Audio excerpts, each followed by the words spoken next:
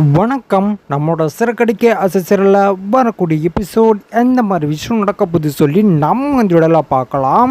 வித்யாவும் முருகனும் சேர்ந்து நம்ம இன்னைக்கு அட்வான்ஸ் கொடுத்துருவோம் வித்யா அப்படின்னு சொல்லி முருகனை வந்து வித்யா கிட்ட சொல்லிட்டு இருக்காங்க. அப்போ வந்து வித்யா வந்து சரிங்க நீங்கள் சொல்கிற மாதிரி நம்ம பண்ணிவிடுவோம், இன்றைக்கி நம்ம அட்வான்ஸை கொடுத்துருவோம், உங்களுக்கு வீடு ரொம்ப பிடிச்சிருக்கா அப்படின்னு சொல்லி முருகன் வந்து கேட்குறாங்க வித்யா கிட்ட. அப்போ வந்து வித்யா வந்து உங்களுக்கு பிடிச்சிருந்துச்சு இல்லைங்க, அப்போ எனக்கும் பிடிச்சிருச்சுங்க அப்படின்னு சொல்லி வித்யா சொல்லிட்டு இருக்காங்க. அப்போ வந்து முருகன் வந்து ஓ அப்படிங்களாங்க ரொம்ப நன்றிங்க அப்படின்னு சொல்லி முருகன் வந்து ரெண்டு பேருமே கிளம்பி அந்த புது வீட்டுக்கு போகிறாங்க. அதாவது ஓனருக்கு அட்வான்ஸ் கொடுக்குறதுக்காக போகிறாங்க. போன உடனே இந்த மாதிரி ஓனர்கிட்ட இந்த மாதிரி நான் அட்வான்ஸ் கொடுக்குறேன்னு சொல்லி வந்திருக்கேன், வீடு ரொம்ப பிடிச்சி போச்சுங்க, நானே இந்த வீடை வாங்கிக்கிறேன் அப்படின்னு சொல்லி முருகன் சொல்கிறாரு. அப்போ தான் முருகனுக்கு முத்துவோட ஞாபகம் வருது. சரின்னு சொல்லிட்டு வித்யா கிட்ட சொல்கிறாங்க, ஆனால் முத்தானங்கிட்ட ஃபோன் பண்ணி வர சொல்லட்டா அப்படின்னு சொல்லி கேட்குறாங்க. அப்போ வந்து வித்யா வந்து ஆமாங்க அவங்க எல்லாமே எப்படி மீனாவும் அப்படியே கால் பண்ணி வர சொல்லுங்க அப்படியே முத்துக்கிட்ட அப்படின்னு சொல்கிறாங்க. அப்போ வந்து முருகன் அப்படிங்களா சரிங்க நான் சொல்லிடுறேங்க அண்ணங்கிட்ட அப்படின்னு சொல்லி முருகன் வந்து முத்து கால் பண்ணுறாங்க. பண்ண உடனே சொல்கிறா முருகா என்ன ஃபோன் பண்ணியிருக்கா அப்படின்னு சொல்லி கேட்குறாங்க. அப்போ வந்து முருகன் வந்து அண்ணே அது வேறு ஒன்றும் இல்லைண்ணே,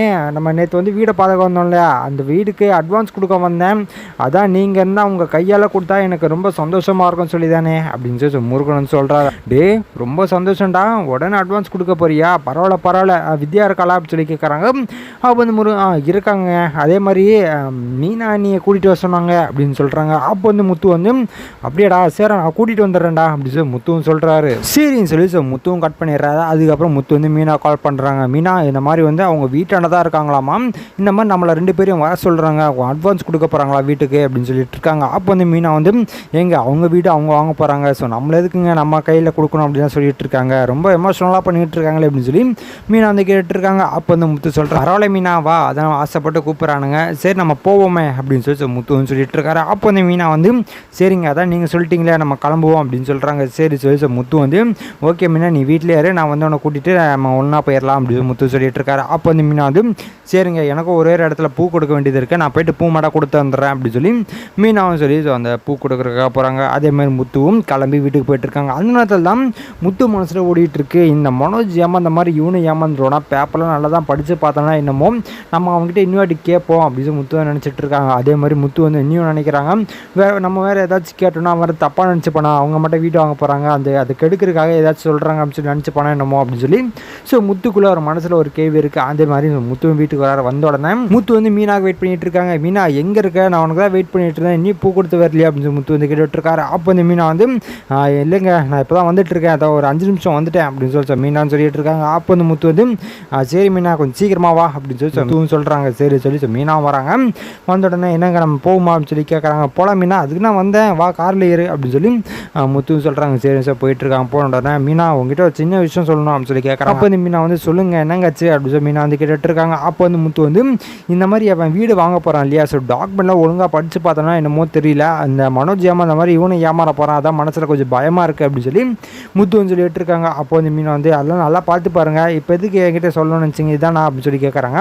அப்போ வந்து முத்து இல்லை மீனா அதெல்லாம் கிடையாது, வேற ஏதாவது விஷயம் இருக்குமோ, ஒருவேளை அவனை தான் இருக்குமோ, பேப்பர்லாம் ஏமாறாமல் பார்த்துட்டு போனால் என்னமோ நம்ம வேற சொன்னால் அவன் தப்பாக நினச்சி போனால் என்னமோ தெரியலையே அப்படின்னு சொல்லி முத்து சொல்லிட்டு இருக்காரு. அப்போ வந்து மீனா வந்து எங்கே அவரை பார்த்தா அப்படிலாம் தெரியல, அது இல்லாமல் வித்யாவுக்கும் நம்ம புத்திலாம் கிடையாதுங்க, சொன்னால் அவங்க புரிஞ்சுப்பாங்க அப்படின்னு மீனான்னு சொல்லிட்டு இருக்காங்க. அப்போ வந்து முத்து வந்து சரி மீனா நீ சொல்கிற, அப்போ கண்டிப்பாக அது மாதிரி எதுவுமே இருக்காதுன்னு நினைக்கிறேன், வேணால் போயிட்டு பார்ப்போம் அப்படின்னு சொல்லி முத்துவும் மீனாவும் பேசிட்டு அந்த இடத்துக்கும் போயிடுறாங்க. போன உடனே வித்யாவும் முருகனும் உட்காந்துருக்காங்க. அப்போ வந்து முத்து வந்து டே என்னடா வீட்டுக்குள்ளே போய் உட்காராம வெளில உட்காந்துருக்கீங்க என்ன ஆச்சு அப்படின்னு சொல்லி கேட்டுருக்காங்க. அப்போ வந்து முருகன் வந்து அண்ணே இல்லைண்ணே ஓனருக்கு கால் பண்ணேன், ஏதோ வந்துட்டுருக்கேன், ஒரு 1/2 மணி நேரத்தில் வந்துடும் சொன்னாங்கண்ணே, அதனால தான் நான் இங்கே வெளில வெயிட் பண்ணிட்டு இருந்தேன் அப்படின்னு சொல்கிறாங்க. அப்போ அந்த முத்து வந்து முருகன் கிட்டே டே என்னடா உன் வீடு நீ அட்வான்ஸ் கொடுக்க போகிறேன், இதுக்கப்புறம் உன் வீடு தான்டா, நீ உள்ளே போய் உட்காந்தா என்ன உங்கள்கிட்ட சாவி இருக்கலாம்னு சொல்லி முத்து வந்து கேட்குறாரு. அப்போ அந்த முருகன் வந்து சாவிலாம் இருக்குண்ணே அப்படின்னு சொல்லி முருகன் சொல்கிறாங்க. சரிடா வா நம்ம உள்ளே போவோம் அப்படின்னு சொல்லி முத்து வந்து கூப்பிட்றாரு. அப்போ வந்து முருகன் தான் நீ அது எப்படி நே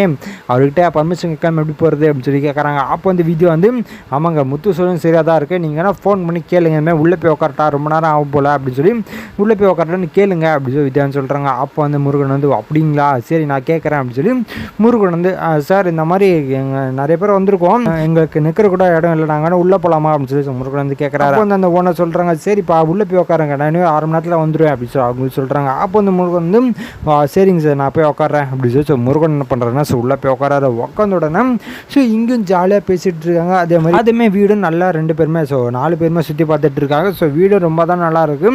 டே முருகா இந்த வீடு நல்லா இருக்கு, நல்லா வச்சுக்கோ அப்படின்னு சொல்லி முத்து வந்து சொல்லிட்டு இருக்காரு. அப்போ வந்து முருகன் வந்து அண்ணே அது எப்படி நான் பார்க்காம இருப்பேன், இந்த வீட்டை நல்லா பார்த்துப்பேனே அப்படின்னு சொல்லி முருகன் சொல்லிட்டு இருக்காரு. அப்போ வந்து முத்து வந்து சரிடா உட்காருவோம், இங்கே உட்காந்து பேசுவோம், எப்போ வரான்னு தெரியல, கால் வேலை வரைக்குது அப்படின்னு சொல்லி முத்து வந்து சொல்லிட்டு இருக்காரு. அதே மாதிரி 4 பேரும் உட்காந்து ஸோ எல்லா விஷயத்தையும் பேசிக்கிட்டு இருக்காங்க. ஸோ இதுக்கு மேலே என்ன மாதிரி பண்ண போகிறீங்க, என்ன விஷயம்லாம் பண்ண போகிறீங்க அப்படின்னு சொல்லி முத்து மீனா ஸோ எல்லாருமே ஜாலியாக பேசிகிட்டு இருக்காங்க. அப்போ வந்து முத்து வந்து டே என்னடா ஓனர் இனியும் காணும், அரை மணி நேரத்துக்கு மேலேயே ஆகுதுடா, எங்கே வந்துட்டு இருக்காருன்னு கேளு அப்படின்னு சொல்லி முத்துன்னு சொல்கிறாரு. அப்போ வந்து முருகன் வந்து அதை நானும் பண்ணலான்னு சொல்லி வெயிட் பண்ணிட்டு இருந்தேன், நான் பண்ணுறேன் அப்படின்னு சொல்லி முருகன் வந்து ஸ்பீக்கரில் போகிறாங்க. சார் எங்கே சார் இருக்கீங்க அப்படின்னு சொல்லி கேட்டுட்டு இருக்காங்க. அப்போ வந்து ஓனர் சொல்கிறாங்க வைஃபுக்காக வெயிட் பண்ணிட்டு இருந்தேன்ப்பா, கொஞ்சம் லேட் ஆயிடுச்சு, கொஞ்சம் வெயிட் பண்ணுங்க நான் வந்துட்டேன் அப்படின்னு சொல்கிறாங்க. அப்போ தான் முத்துக்கு மீனாக்கும் இந்த வாய்ஸ் நம்ம எங்கேயோ கேட்ட மாதிரி இருக்குது, யாராக இருக்கும் அப்படின்னு சொல்லி முத்து மீனா 2 பேரும் நினச்சிட்டு இருக்காங்க. அப்போ வந்து முத்து வந்து மீனா இந்த வாய்ஸை நம்ம எங்கேயும் கேட்ட மாதிரி இல்லை அப்படி சொல்லி முத்து வந்து கேட்டுட்டு இருக்காங்க. மீனா கேட்டா அப்போ வந்து மீனா வந்து ஆமாங்க நானும் அதான் நினச்சேன், இந்த வாய்ஸ் நம்ம வேறு எங்கேயும் கேட்ட மாதிரி இருக்கே, இது வேறு யாராச்சும் இருக்குமா அப்படின்னு சொல்லி மீனா வந்து கேட்டுட்டு இருக்காங்க. அப்போ வந்து முத்து வந்து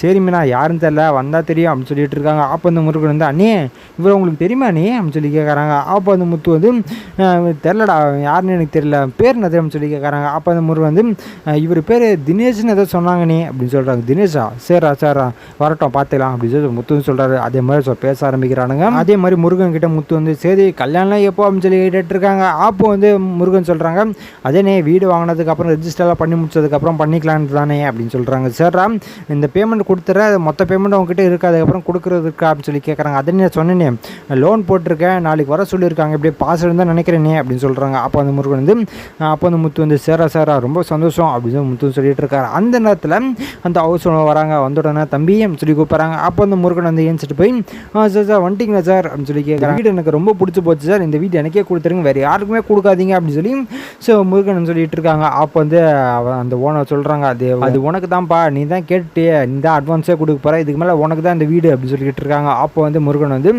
ரொம்ப நன்றிங்க, நம்ம எப்போ பேமெண்ட்டு எப்போ ரெஜிஸ்ட்ரேஷனாக வச்சுக்கிறது அப்படின்னு சொல்லி கேட்குறாங்க. அப்போ வந்து அந்த ஓனர் தம்பி நம்ம நாளைக்கே வச்சுக்கலாம்ப்பா, நான் சைன்லாம் போட்டு எல்லாத்தையும் பக்காவாக ரெடி பண்ணி கொடுத்துறேன், இப்போதைக்கு நான் அட்வான்ஸ் வாங்குறதுக்கு பேப்பர் கொடுக்குறேன், நல்லா செக் பண்ணி பார்த்துக்கோ அப்படின்னு சொல்கிறாங்க. அதே மாதிரி ஸோ முருகனும் என்ன பண்ணுறாங்கன்னா செக் பண்ணி பார்க்குறாங்க, எல்லாம் கரெக்டாக தான் இருக்குது அப்படின்னு சொல்கிறாங்க. அப்போ வந்து வித்யாவை வாங்கிட்டு அதுவும் கரெக்டாக இருக்கிற மாதிரி தான் இருக்குது, ஓகேங்க சார் எல்லாம் கரெக்டாக தான் இருக்குது, நான் இப்போ உங்களுக்கு 25 லட்சம் கொடுத்துட்றேன் சார் அட்வான்ஸு அப்படின்னு சொல்லிட்டு இருக்காங்க. அப்போ வந்து அந்த ஹவுஸ் ஓனர் சரிப்பா கொடுத்துருப்பா அப்படின்னு சொல்லி வெயிட் பண்ணிட்டு இருக்காங்க. அப்போ தான் முருகன் வந்து முத்து மீனா சார் ஒரு நிமிஷம் வெயிட் பண்ணுங்க சார், எங்கள் அண்ணன் தான் உங்ககிட்ட காசு கொடுப்பாரு அப்படின்னு சொல்லி முருகன் வந்து வந்துட்டேனே ஹவுஸ் ஓனர் வந்துட்டாங்க, நம்ம காசு கொடுக்க போகிறோம், உங்கள் கையில் நீங்களே கொடுங்கண்ணே அப்படின்னு சொல்லி முருகன் சொல்கிறாங்க. அப்போ வந்து முத்து டே இல்லை வேணுமாடா, நீ தான் புதுசாக வீடு வாங்க போகிற, நீயே காசு கொடுத்து வாங்கேண்டா அப்படின்னு சொல்கிறாங்க.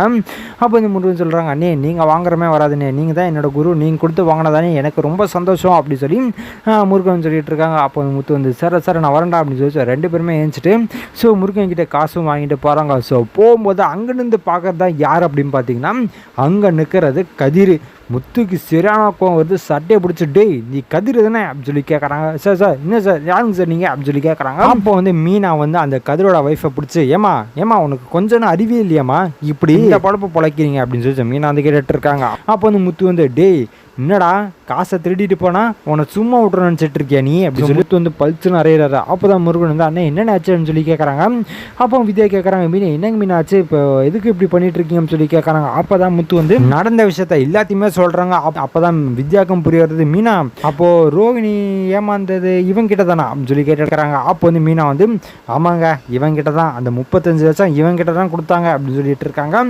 அப்போ வந்து வித்யா ஐயோ நல்ல வேலை அப்படின்னு சொல்லி வித்யான்னு சொல்லிட்டு இருக்காங்க. அப்போ வந்து முத்து வந்து முருகா நல்ல வேலைடா நீ என்ன கூப்பிட்டு வந்த, இல்லைனா உன்னோட மொத்த காசும் இப்போ போயிருக்கோம் ஆர்டர் ஆயிவேன் அப்படின்னு சொல்லி முத்து வந்து சொல்லிட்டு இருக்காரு. அப்போ வந்து முருகன் வந்து அண்ணே என்னென்ன சொல்லிட்டு இருக்கீங்க அப்படின்னு சொல்லி முருகன் கேட்டுட்டு இருக்காங்க. அப்போ வந்து முத்து ஆமாடா எங்கள் அண்ணனோட காசை மொத்தமாக எடுத்துகிட்டு போயிட்டேன், அதான் மீனா சொன்னால கேட்டல அப்படின்னு சொல்லி சொல்லிட்டு இருக்காங்க. முருகன் வந்து அண்ணே ரொம்ப நன்றிண்ணே அப்படின்னு சொல்லி முருகன் சொல்லிட்டு இருக்காங்க. அப்போ வந்து முத்து வந்து சரிடா இப்போதைக்கு உன் காசை சேஃப் ஆயிடுச்சு, இதுக்கு முன்னாடி நீ அவங்ககிட்ட எந்த காசும் கொடுக்கல அப்படின்னு சொல்லி கேட்குறாங்க. அப்போ வந்து முருகன் சொல்கிறாங்க இல்லைண்ணே எந்த காசுமே ரூபாய் கூட கொடுக்கலனே அப்படின்னு சொல்கிறாங்க. சார் இது வரைக்கும் ரொம்ப சந்தோஷம், நீ காசை பத்திரமா எடுத்து வச்சுக்குவோ, இந்த ஃப்ராடு கிட்ட இனிமேல் ஃப்ராடு மாதிரி ஆளுங்கிட்டலாம் காசு கொடுத்து ஏமாறாத அப்படின்னு சொல்லி முத்துவும் சொல்லிட்டு இருக்காங்க. அப்போ வந்து கதிர்கிட்டே சொல்கிறேன் எங்கள் காசு எங்கடா அப்படின்னு சொல்லி கேட்டுட்டு இருக்காங்க.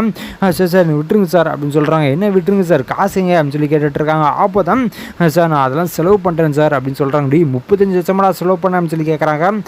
ஆமாங்க சார் தெரியாமல் செலவு பண்ணுறேன் சார் அப்படின்னு சொல்கிறாங்க. தெரியாமலா, தெரிஞ்சா செலவு பண்ண அப்படின்னு சொல்லி திருப்பி ஒரு அரையிறாரு. அப்போ வந்து மீனா வந்து எங்க அடிச்சதெல்லாம் போதும், போலீஸுக்கு ஃபோன் பண்ணி கூப்பிடுங்க அப்படின்னு சொல்லி மீனா சொல்லிட்டு இருக்காங்க. அப்போ வந்து முத்து ஃபோன் எடுக்க போகும்போது கதிர் வந்து சார் சார் விட்டுருங்க சார், கால்லாம் பண்ணுங்க சார், நான் காசு எடுத்து வச்சு கொடுத்துறேன் சார் அப்படின்னு சொல்கிறாங்க. அப்போ வந்து முத்து வந்து டே நீயே ஃப்ராட்ரா, உன்னை நம்பி எப்போ நான் விட்றது அப்படின்னு முத்து வந்து நினச்சி சொல்லிவிட்டு ஸோ கால் பண்ணுறாங்க போலீஸுக்கு. பண்ண உடனே என்னப்பா ஆச்சு, எதுக்கு கால் பண்ண அப்படின்னு சொல்லி ஸோ போலீஸுங்க கேட்குறாங்க. அப்போ வந்து முத்து வந்து இந்த மாதிரி எங்ககிட்ட காசு 35 லட்ச ரூபாய் எடுத்துகிட்டு போயிட்டான், வீடு விற்கிறான் அப்படின்னு சொல்லி. ஆனால் அது போலியான வீடு, இவன் காசு எடுத்துகிட்டு போன பிறகு தான் எங்களுக்கே தெரியுது, எங்கள் அண்ணன் மனோஜ்னு சொல்கிறவங்களுக்கு கம்ப்ளைண்ட் கொடுத்துருந்தான்ல, ஸோ அவனை தான் நாங்கள் பிடிச்சிருக்கோம், கொஞ்சம் வந்து விசாரணை பண்ணுங்க அப்படின்னு சொல்லி முத்து வந்து சொல்கிறாங்க. அதேமாதிரி போலீஸ் ஆஃபீஸர் வராங்க. வந்த உடனே அவனை பிடிச்சிட்டு திருட்டு ராஸ்கல் அப்படின்னு சொல்லி பிடிச்சிட்டு போகிறாங்க. ஸோ போன உடனே முத்து வந்து என்ன பண்ணுறாங்கன்னா, சரி நம்ம ஃபஸ்ட்டு மனோஜுக்கு ஃபோன் பண்ணி சொல்லுவோம் அப்படின்னு சொல்லி முத்து வந்து மனோஜுக்கு ஃபோன் பண்ணுறாங்க. அதே மாதிரி வித்யா வந்து ரோகிணி ஃபோன் பண்ணி சொல்லுவோம் சொல்லி ஸோ வித்யா வந்து ரோகிணி ஃபோன் பண்ணுறாங்க. பண்ண உடனே 2 பேருக்கு மிகப்பெரிய இருந்துச்சு, இன்னும் அவன் கண்டுபிடிச்சிட்டீங்களா அப்படின்னு சொல்லி ஒரு மிகப்பெரிய இருந்துச்சு. அதே மாதிரி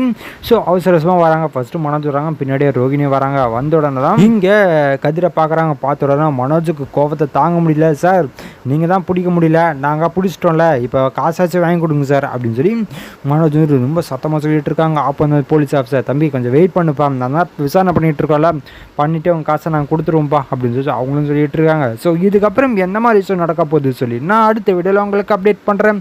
ஸோ அது வரைக்கும் நம்ம சேனல் சப்ஸ்கிரைப் பண்ணி பக்கத்தில் பெல் ஐக்கன் பண்ணி வச்சுக்கோங்க. நன்றி, வணக்கம்.